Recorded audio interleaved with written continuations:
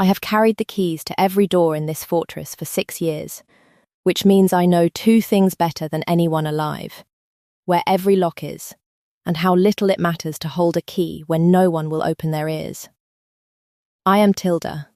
I was 24 that spring, a woman grown by any law you like, and a maid by every law that counted in the king's hall, which is to say I was furniture that walked. I lit the lamps and snuffed them. I aired the rooms no one used. I carried the great ring of iron keys at my hip, and it sang when I walked, and not one person in that fortress had ever once turned at the sound of it to see who was coming. That is the gift of being a maid. You are everywhere, and you are no one, and you hear everything. I heard the plot on a Tuesday, snuffing the lamps in the East Passage. I want to be honest about my choices here, because someone always asks. A maid survives by being unseen. The safe thing the thing 6 years had taught me in my bones was to finish the lamps, go to bed, and let the powerful murder one another the way the powerful do. No one would ever have known I heard. I chose otherwise. I want that on the record. Whatever happened after, it happened because I decided a king's life was worth more than my own comfortable invisibility, and I have never once regretted the decision, only the 7 times I had to make it. 7, I counted. The first time, I told the captain of the night watch, a decent man named Gunner, with a beard like a thorn bush and no patience for maids. He heard me out, I will give him that, and then he asked me, not unkindly, whether I had been at the cooking wine. The lamps make the passages warm, he said. Sound carries strangely. Go to bed, girl. The second time, I told the steward of the kitchens, who told me to mind my pots. The 3rd, 4th, and 5th times blur together. Because they were the same. A closed door, a busy man, a maid with keys at her hip, and a warning in her mouth, and the small specific humiliation of being thanked for my concern. I have been thanked for my concern more times than I have been paid, and it costs the thanker exactly nothing, which is how you can tell it for what it is.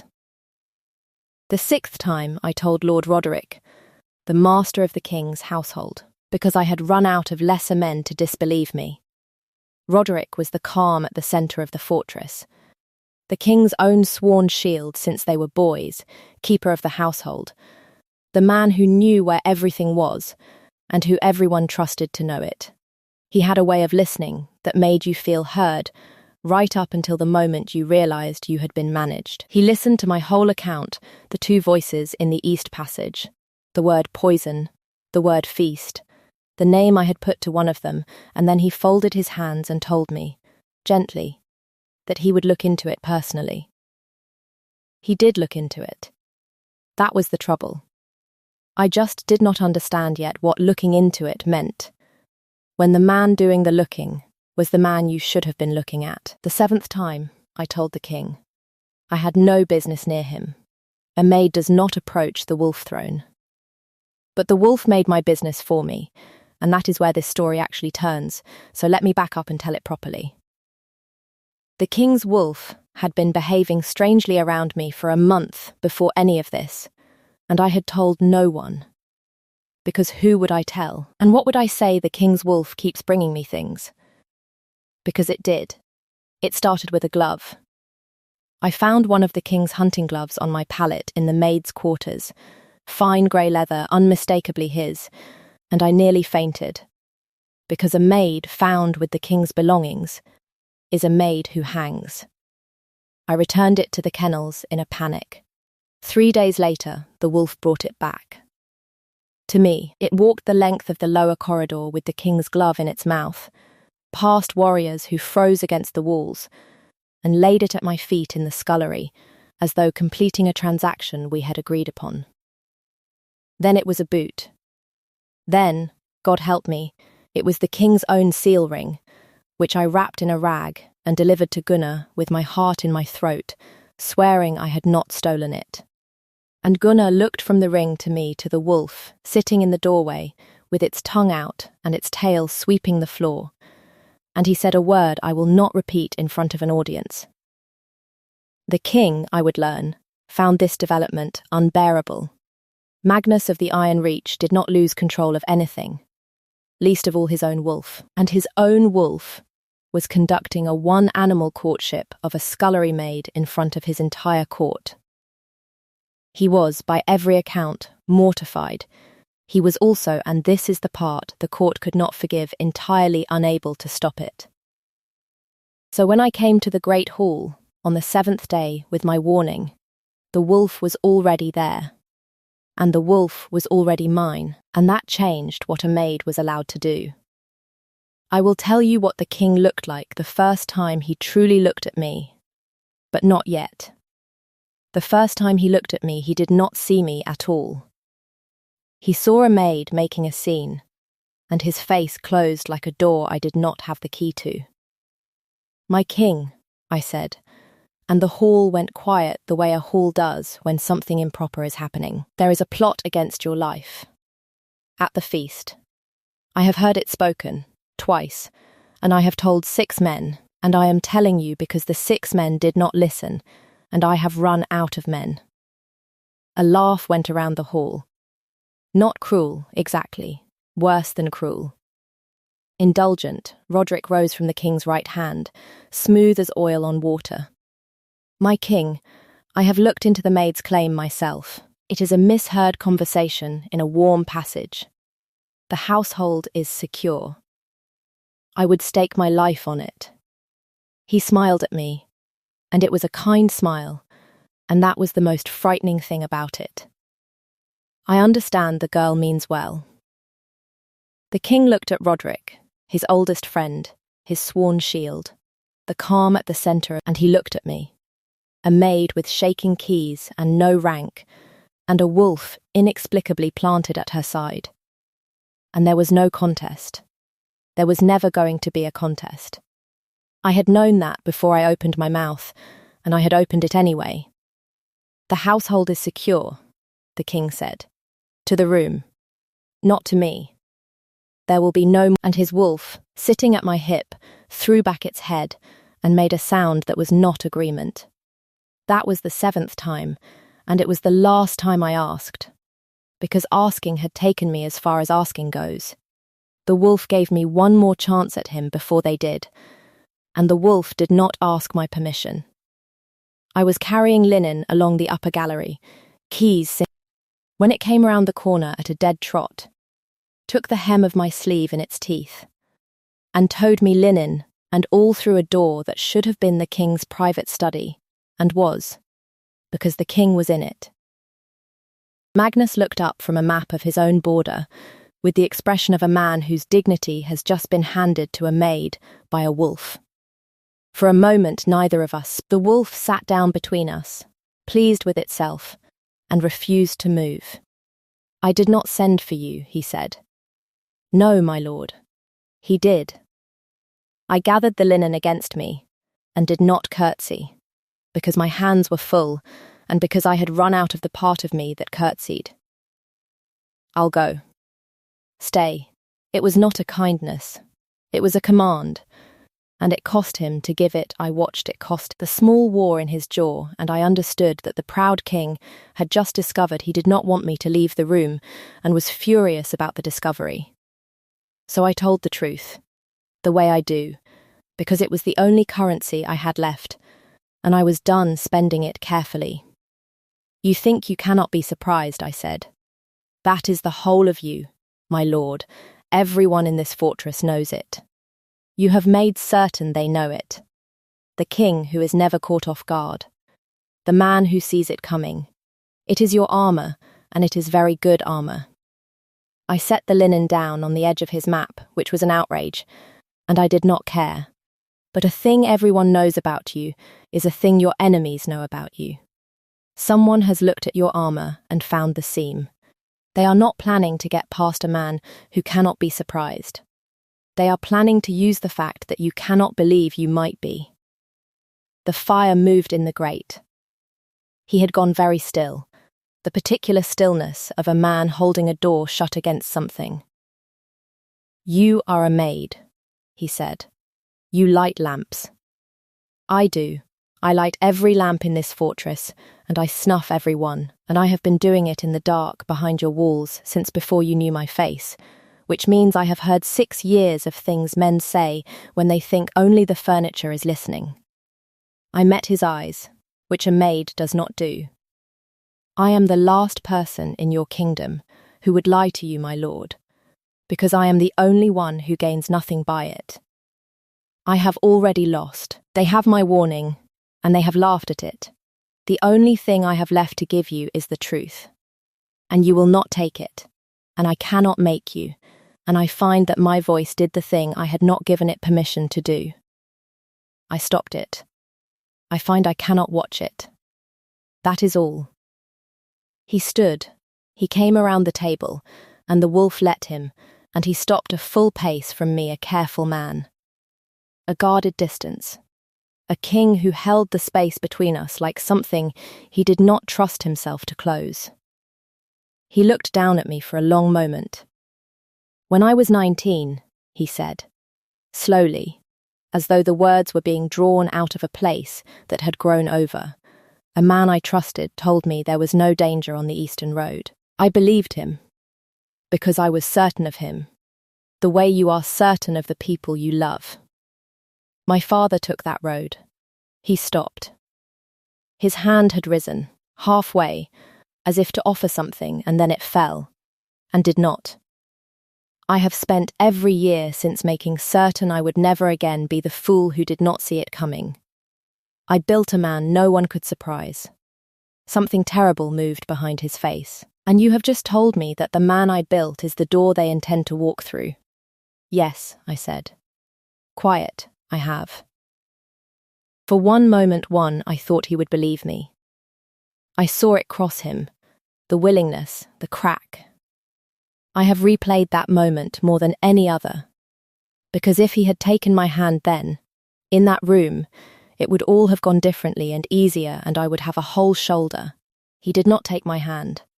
He closed the door instead, not the real one, the one in his face, the one I did not have the key to.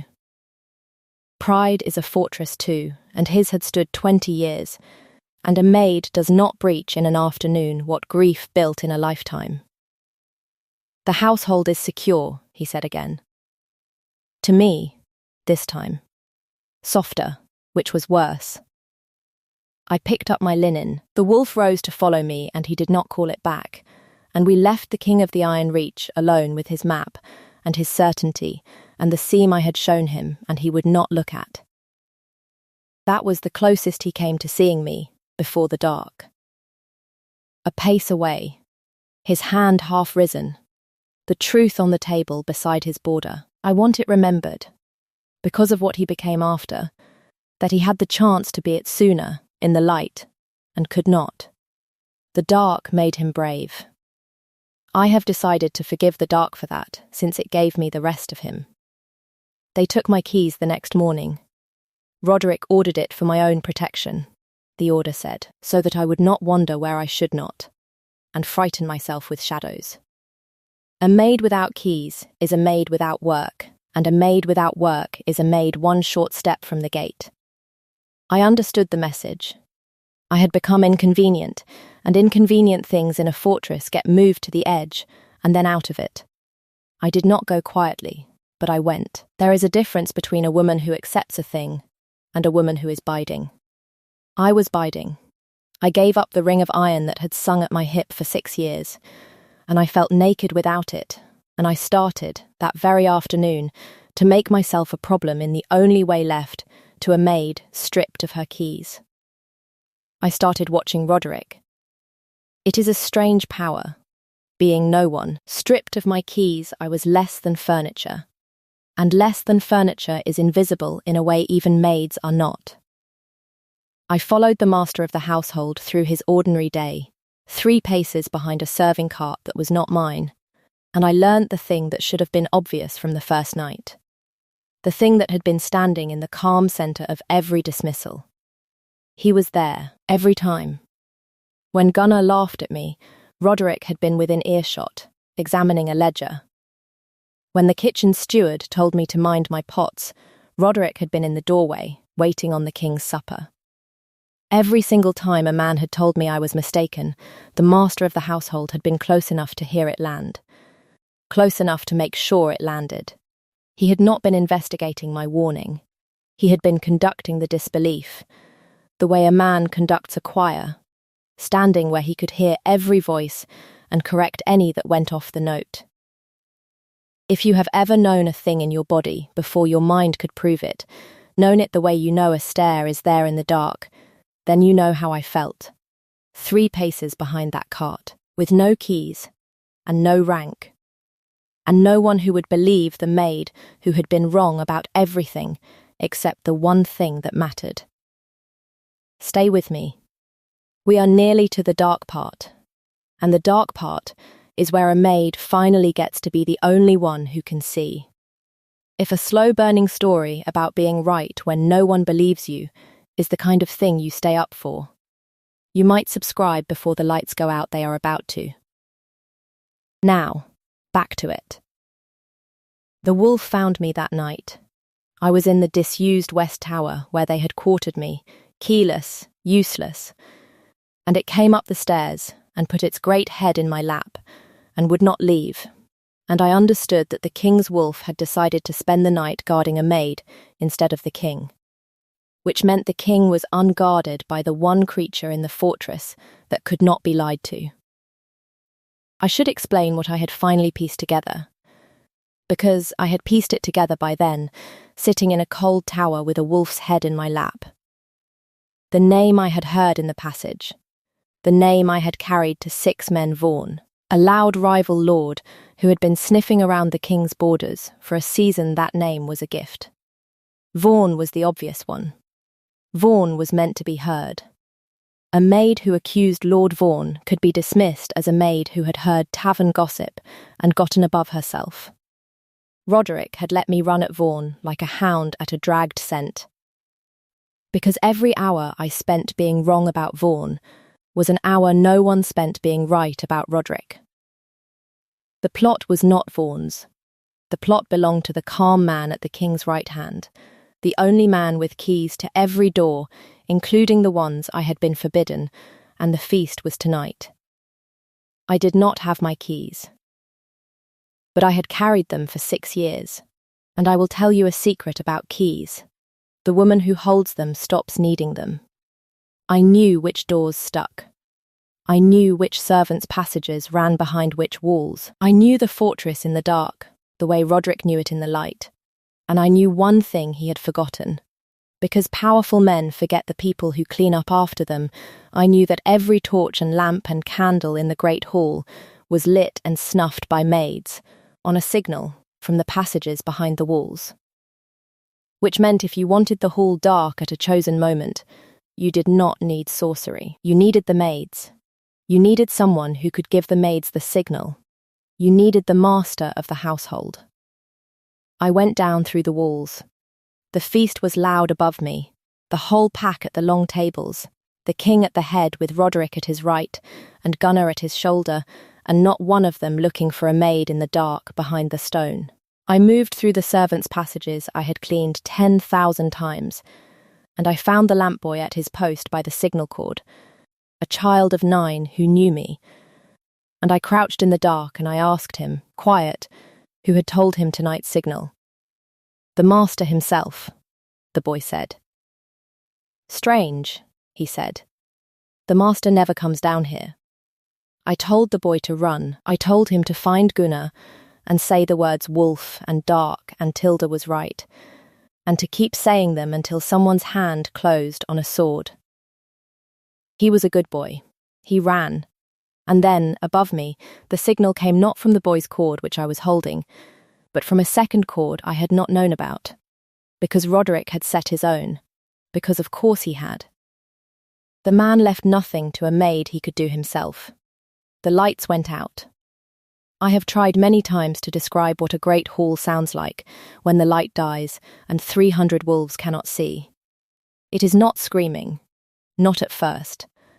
It is a held breath, 300 strong, and then the scrape of benches, and then the first blade, and under all of it a single voice Roderick's. Calm, even now. Calm, always saying the king's name like an apology. I came up out of the wall into the black, behind the wolf throne, and I did the only thing 6 years and no keys had left me able to do.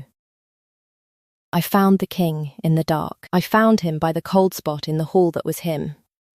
By the place the air went still the way it does around a man who has just understood that his oldest friend is moving toward him with a knife. I got my hand around his wrist. I will not tell you I was brave. I was past brave. I was only sure, and I pulled. Hard, a maid hauling a king sideways off his own throne. And the blade that had been meant for his heart went into my shoulder instead. I felt it the way you feel cold water, all wrongness and no pain yet, and then all pain. I did not let go of his wrist. I had hauled heavier things through these passages. I hauled him. Door, I said, into the dark, into his ear, the only word that mattered. Behind the throne. Trust the maid or die, my king, choose now. He chose. I have thought about that, since that a man whose entire life was built on never being unguarded, never being led, never trusting a thing he had not verified twice, chose in the black to be led by the hand by a bleeding maid he had dismissed in front of his whole court. He chose me in the one moment he could not see me, which is the only moment that has ever counted to me. I took him through the wall. I knew every turn. He did not. I bled down the back of my own arm and counted the passages by the feel of the stone and got us to the lower stair, and behind us I heard Roderick's men finding the empty throne and the smear of my blood and not understanding. Because they were warriors, and they were thinking like warriors, and the one thing a warrior cannot track is a maid who has walked away through a wall that isn't supposed to be a door. We came out into torchlight in the lower yard, into Gunnar and a dozen swords, and the lamp boy white as milk. And Gunnar took one look at the king alive, and the maid bleeding, and his face did a thing I will carry to my grave. Because it was the face of a man understanding, all at once, every single time he had laughed. The king held me up. I was past holding myself up by then, and he turned to Gunnar with his arm around a maid, and her blood on his royal hand, and his voice not calm at all, for once in his armoured life not calm. The hall, he said. Roderick, now, and someone get this woman a healer before I lose the only person in my kingdom who saw. It was not clean after that, the way these things are never clean. They took Roderick in the dark hall, and he did not fight, because his weapon had never been a sword, it had been everyone's trust, and that was spent. By the law of the pack, he could have demanded a challenge. He did not. He demanded, instead, to speak, and the king let him, which I did not understand until I heard what he said. You never listened to her. Roderick told the hall, almost gentle, the last cruelty of a cruel and gentle man. Not one of you. I only had to stand beside you while you didn't. He looked at the king then, his oldest friend, and there was something in it that was almost grief. You taught them all that you could not be surprised. I just used the lesson. That was the thing that broke the king's face. Finally, not the knife. Not the betrayal. That, the master of the household had built the whole murder out of the king's own pride, brick by brick, and called it a lesson, and he was right, and everyone heard him be right. Magnus stripped him of name and household, and put him past the eastern border, which is the law's coldest mercy. Vaughan, who had been nothing but a dragged scent the whole time, was sent home with apologies he did not deserve, and will dine on for years. The fortress did not heal quickly. A household that has learned its own trust was a weapon does not simply pick up its baskets and carry on. There were quiet weeks. There were a great many maids who suddenly found that men turned, now, at the sound of keys. My shoulder healed slowly and badly, and aches when the rain comes, and I have decided to keep the ache, the way I keep everything, as a record. Here is the part I said I would tell you. The first time the king truly looked at me. It was 3 days after, in the healer's quarters, where I had been told to stay and had mostly ignored the telling. He came alone, which a king does not do, and he stood in the doorway. He is a tall man, and the door was small, and the wolf was already inside, asleep across my feet like it owned them, which it did, and he looked at me as though he had never seen me before in his life. Because he had not. He had seen a maid making a scene. He had seen furniture that walked. Now he saw the woman who had hauled him through a wall in the dark with a knife in her shoulder, because she was sure. And he did not have a single word ready, the famously controlled king of the Iron Reach. Not one. And I watched him not have it. You told them 7 times, he said at last. 8, counting you. I am aware of which one I was. His jaw moved. I dismissed you in front of my court. I let him take your keys. I would be dead, and so would half that hall, if you had been the woman I treated you as. He stopped, started again, and this is the only soft thing I will give you, because it is the only one that matters. My wolf knew you for a month. He brought you my glove, my seal, my own hand if he could have managed it, and I told myself it was an animal making an animal's mistake. Because the alternative was that the unguarded thing in me had already chosen, and I had not been asked. He looked at the wolf, asleep on my feet. I am the most well-defended man alive, and I have been outmaneuvered by my own heart and a scullery maid, and I find I do not mind losing for the first time in my life. I told him he was not as armoured as he thought he was. He said he was beginning to understand that, and then he closed the small distance there was to close, and he kissed me once, careful of the shoulder, and I understood in that single moment that being seen, truly seen, by someone who had every reason not to bother is a thing worth getting stabbed for, though I would recommend against the stabbing if there is any other way. There usually is. There just wasn't for me. 6 months on now, and the rain still finds my shoulder, and I still hear keys differently than other people do. I am Luna of the Iron Reach, which is a sentence I write down sometimes just to look at it. The court has stopped flinching when the wolf follows me, because the wolf follows me everywhere, and the court has more sense now than to argue with what the wolf decided before any of them could see it. Gunnar guards the king's door himself, and turns, every time, at the sound of me coming, and once called me Luna to a junior warrior in a tone that dared the boy to laugh. The boy did not laugh. No one laughs anymore. It is not fear. It is that they finally heard the keys. Magnus is a proud man. Still, you do not unbuild a fortress in a season, but he is a proud man who now asks the maids what they have heard, which has saved his border twice already. Because maids hear everything, and always have, and the only thing that ever changed is that someone finally turned around. He gave me a key. Last month, on a plain morning, with no ceremony, the way the realest things are given. Not a ring of them won. Iron, old, worn smooth. The key to the one room in the fortress that no maid has ever held the key to. The room behind the wolf throne. The dark passage I hauled him through, sealed now, kept, ours. He put it in my healed and aching hand and folded my fingers over it and did not explain. Because he did not need to. I know what a key means better than anyone alive. It means someone, finally, has opened the door. So tell me, did you believe her? Did you believe me? When no one in that hall would, or did you wait for the lights to go out like the rest of them? Come down to the comments and tell me where you're listening from tonight.